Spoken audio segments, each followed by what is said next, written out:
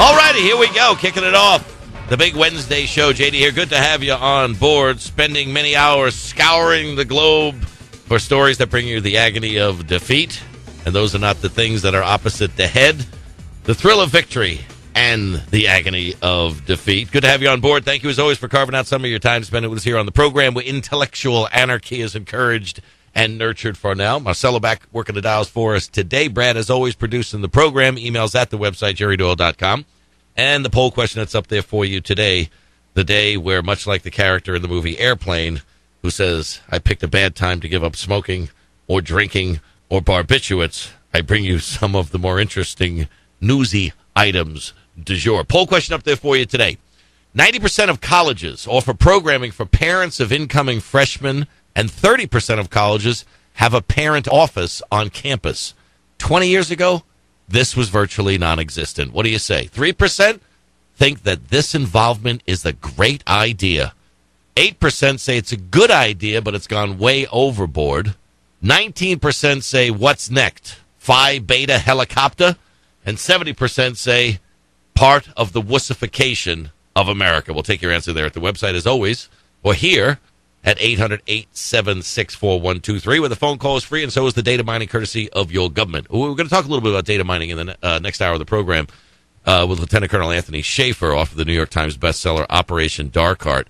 I don't know if you are aware of the data mining program called Total Information Awareness, which Congress defunded back in 2008 because they thought, outside of privacy concern issues, it was a pretty good program, but they decided to defund it. Well, funny thing happened on the way to defunding.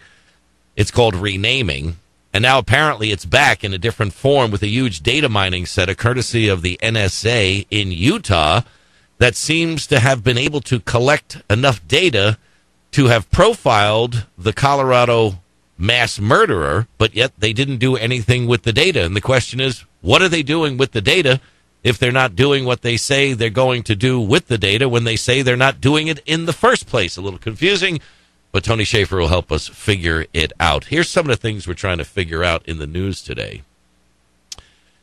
The Republican leaders, and I know that's like jumbo shrimp, but the Republican leaders have indicated that they are going to fund Obamacare. Now, isn't this the same Republican Party that voted 33 times to repeal or defund Obamacare? But now, according to Speaker Boehner's office and Congressman McCarthy, the majority whip of the Republican Party, they're not going to hold up any continuing resolutions or funding to avoid a government shutdown, debt ceiling crisis. So they say, well, because we don't want to do that, by default, we're going to have to fund Obamacare.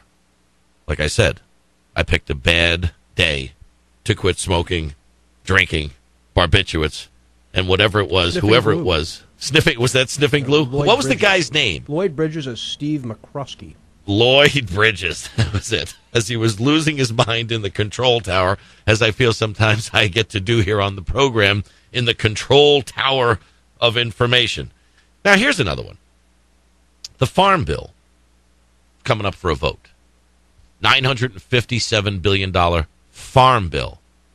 In the Farm Bill, $756 billion of the Farm Bill is going to be allocated to grow food stamps. I guess it would be great if we could actually do that.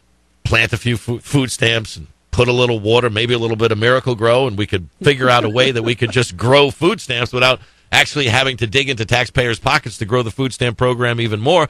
But now apparently we got a ton of Republicans that are on board with approving the Farm Bill, but almost 80% of the funding is going to go to food stamps. I wonder what that's for. Is that to feed the people? No, wait, that's to buy votes. That's right. Where was I? Silly me, silly me, silly me.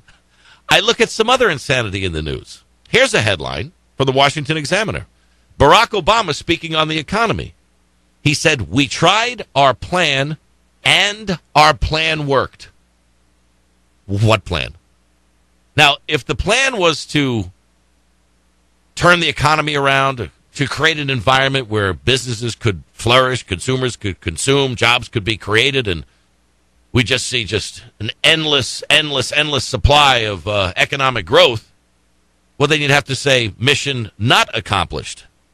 But if you're trying to overwhelm the system and destroy the capital markets and bring free market principles to its knees, then I guess if that's the metric by which we would measure this president, then when he says we've tried our plan and our plan has worked, well, then you'd have to probably say mission accomplished. Maybe he should hang the banner on the aircraft carrier, and he could stand where George Bush stood on the Abraham Lincoln when he said mission accomplished.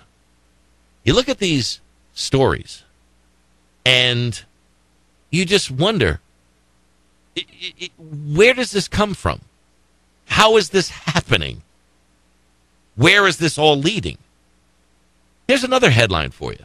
Now, in light of the fact that banks have gotten way big and way out of control, and supposedly too big to regulate and too big to fail, well, one of the preeminent voices on Wall Street, the former Citigroup chairman and chief executive, Sandy Weil, was on CNBC, and he said that it's time that Wall Street should break up its big banks in an effort to gain the public's trust. That we should split the banks up into commercial and investment banking entities, two separate entities. One entity, commercial, would be where we put money in and they put it on deposit and they pay us for that money that they have, that they loan out for things like home loans and automobiles. Kind of like the old Bailey Savings and Loan from It's a Wonderful Life. Maybe a little bit too staid and a little bit too dated for today's modern financial universe, but a lot of people would say, you know what? That's a great idea. And then we can have the investment banking, the risk-taking part of the investment bank, stand on its own so that taxpayers aren't on the hook for bad bets made by these banker gangsters on Wall Street. Sheila Bair was on CNBC, former head of the FDIC. And she said, I couldn't agree more. She said, I'm stunned that Sandy Weil would say that. Why? Because he's a good old boy? Because he's an insider? Because all of his buddies run Bank of America and J.P. Morgan and Citigroup and Wells Fargo and Deutsche and Barclays and HSBC? No. It's because Sandy Weil, if anyone, Sandy Weil was the principal behind the movement to repeal Glass-Steagall, which was there to keep commercial and investment banking operations separate. He had a sign in his office at Citigroup when he was the architect of the Graham-Leach-Biley Act, which repealed Glass-Steagall. The sign in his office said, the shatterer of Glass-Steagall. And now he's coming out and saying, we gotta go back to Glass-Steagall. Basically, what the headline should read is ex-Citigroup CEO Sandy Weil says, we've stolen enough. That's what the headline should read. We've stolen enough. I can't stuff any more money into my pockets. I would have to build a bank so that I would be able to put all the money in that my friends and I have stolen over the years since we did away with Glass-Steagall. And now that there's no more to be stolen, or at least people are on to the game and how we went about stealing the money, and now that the light of reality is being shown on us and we're trying to scurry into the corners like cockroaches, I think what we need to do is win back the people's trust, because we just can't steal no more. You look at these headlines and you're like, wow, how is it that we managed to keep it all together? How is it that this country doesn't come completely off the rails? And it gets back to what I always get back to on the program. It gets back to you and I. Our responsibility, our belief in the Constitution, our never-ending ability to overlook the conflicts of interest but yet follow the rule of law. You and I, we are America. In light of all of this nonsense and criminal activity and cover-up, we still make this country work.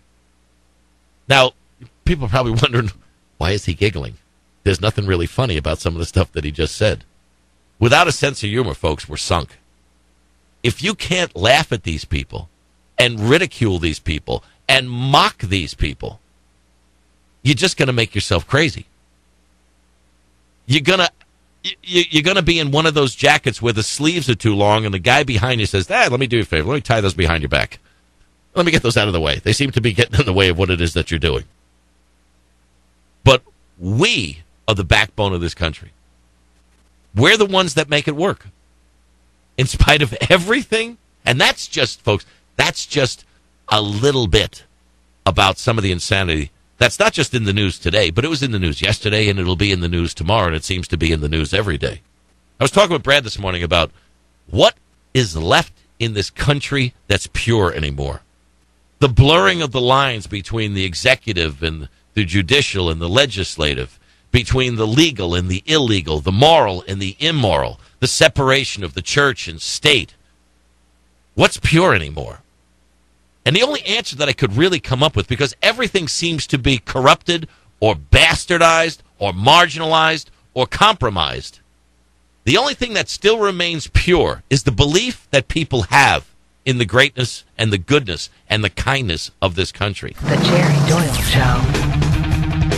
And the desire for most people in this country to want to pay it forward, to leave the campground a little bit nicer than the way we found it. Some of that might sound contradictory to some of the things that you'll see in the news. But without that belief in that better day, we might as well just all play Russian roulette with just one empty chamber. Stick with me. This is the Jerry Doyle Show.